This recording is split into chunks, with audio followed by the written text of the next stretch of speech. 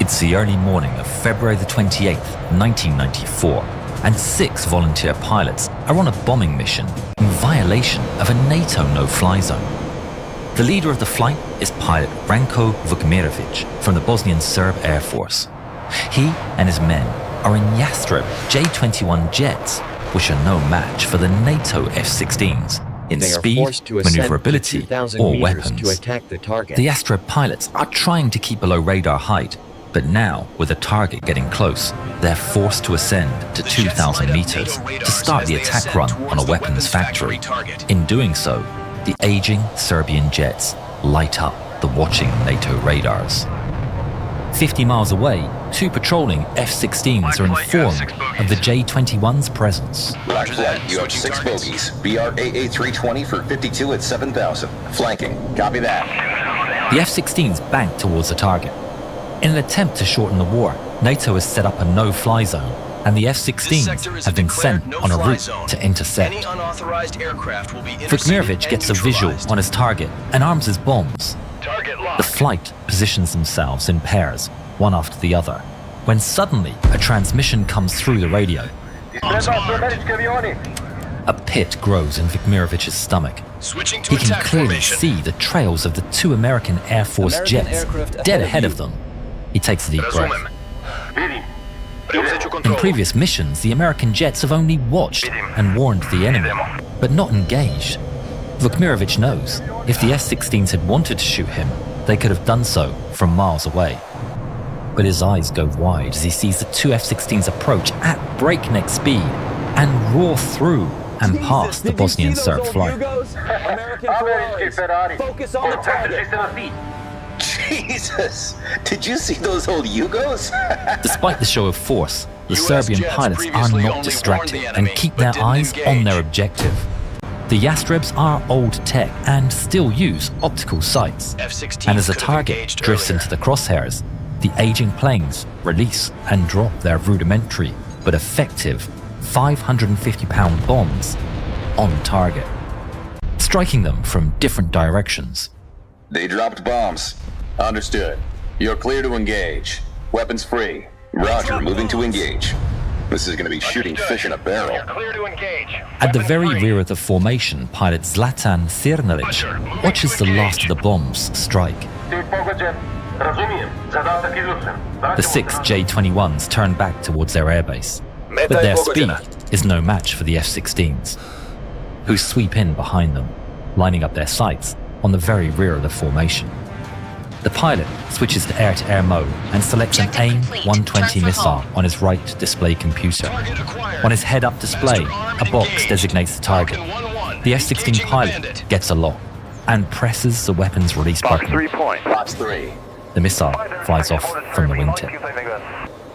The AIM-120 AMRAAM radar-guided missile fires and locks onto the running J-21's radar signature, rapidly approaching its target. Sirnalic is scanning the skies for the Americans when he sees an enormous flash. Jastrebs 2 is hit. Evasive maneuvers now. He wonders if he's been hit, but then he sees the explosion on his wingman's left wing, immediately shredding half of it off.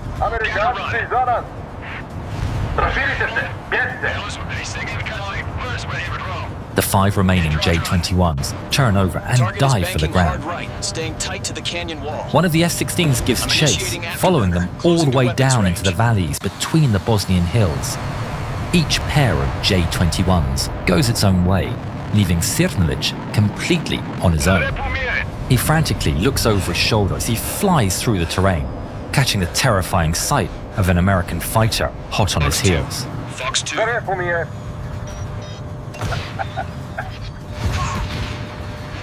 Fox 2. Fox 2. The F-16 fires an AIM-9 Sidewinder heat-seeking missile. It locks on to Sirnalic's hot engines and chases him down across the sky. Sirnalic, flying low, skims over some electrical transmission wires. The missile explodes near the wires and his tail, cutting part of his vertical stabilizer. But he's still flying. He reports the situation, but finds his radio completely dead. Alone and vulnerable, Cernalic looks over his shoulder, expecting a second Stay impact low, at any follow the moment. contour. Watch the ridgeline. But instead, he sees the F-16 turning away. Target locked. Fox 1. Back with Fox Dimitrijevic, he and his wingman push their aircraft to their limits, racing through the valleys. But the F-16 relentlessly closes the distance. Fox 3. He releases another AMRAAM missile, which rockets towards his target. Dimitrijevic is still looking across the sky to catch a glimpse of an enemy fighter when the missile flies in and disintegrates his wingman.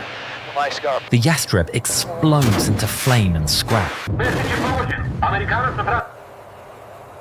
He breaks into evasive maneuvers once again as the F-16 fires another missile. It slams straight into his engines. The explosion shreds the fuselage and flames pour out of the holes.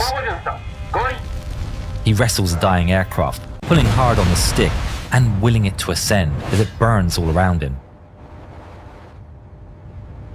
As flames engulf the cockpit, Dimitrijevic pulls the canopy emergency handle and ejects. The F-16 roars past as Dimitrijevic parachutes safely down. T maintained. The F-16s continue towards the next pair of targets. They swap positions with the covering F-16 diving into action, armed with a fresh set of missiles. But their fuel is running low, and in a few minutes, they'll be forced to turn back. Approaching bingo fuel. 2 bandits trying to escape. I may be able to get 1 shot. Roger that. South of the F-16 pair, Vukmirovic and his wingman, Goran Zaric, have been forced to hear their friends taken down one by one in rapid succession. Any hope they have is crushed by the sight of an F-16 appearing over the hills behind them. The pair break formation as the American jet sweeps in. With just enough fuel left to make it back, the F-16 gets a lot. Fox 2. Vukmirovic sees the missile launch off the rail and turn toward him. He turns hard, trying to outmaneuver it, but it's no use. It rapidly approaches from his right and explodes just off his wing. He's stunned, but the fragmentation does no significant damage.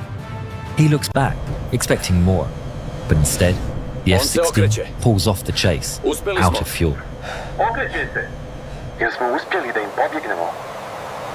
But NATO command has dispatched 2 more F-16s. Vukmirovic looks back up.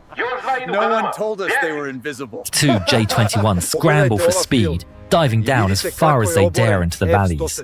They skim the treetops, racing between the hills, with the F-16s all the while shadowing them and keeping up. They look over their shoulders to see the F-16s closing the gap. There's nothing they can do to come out on top. In desperation, Vukmirovic tries a last-ditch idea. He turns straight towards a cliff at maximum speed, Zaric keeping close formation behind him. His heart races as the 2 jets head straight towards the earth.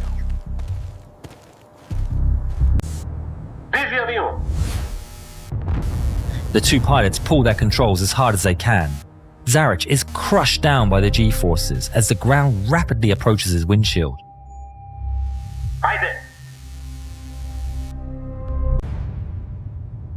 Vukmirovic's jet clips the ground and bursts into flames.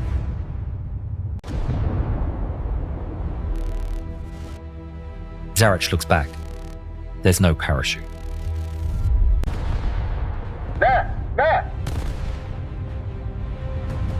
The F-16s burst through the smoke, still in pursuit. He pulls back into a dive, rushing to use the terrain as cover. But they're far too close. Falcon 1, we have confirmed visual on target objective. The missile closes the gap and explodes into Zaric's tail. Flares dimming. His Move to fighter the shadows. bursts into flames, and he loses all control. He releases the canopy and ejects, but he's far too low.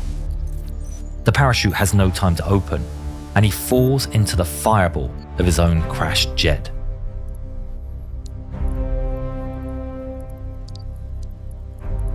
Splash 1. There's another bandit on the radar. Engaging. The F-16s leave the scene and catch up to another J-21 flying low over the countryside. It's Cernalic, limping his damaged jet home to safety. He's keeping an eye on his gauges when an F-16 roars past. He's filled with dread and immediately pulls on the stick. His only plan is to gain enough altitude to eject before the American can finish him off.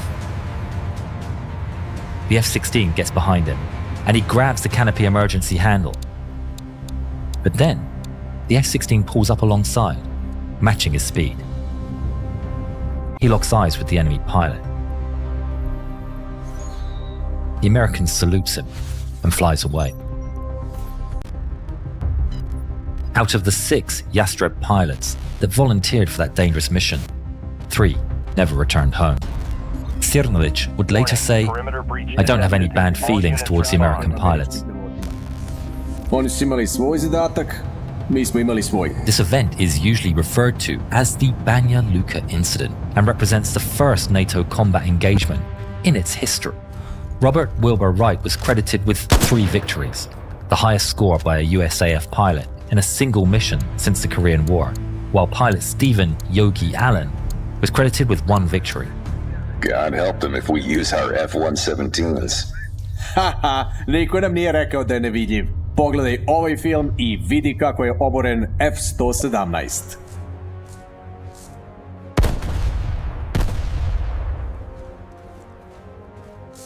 Baseplate, this is Viper 1. We have visual on the convoy, moving into position.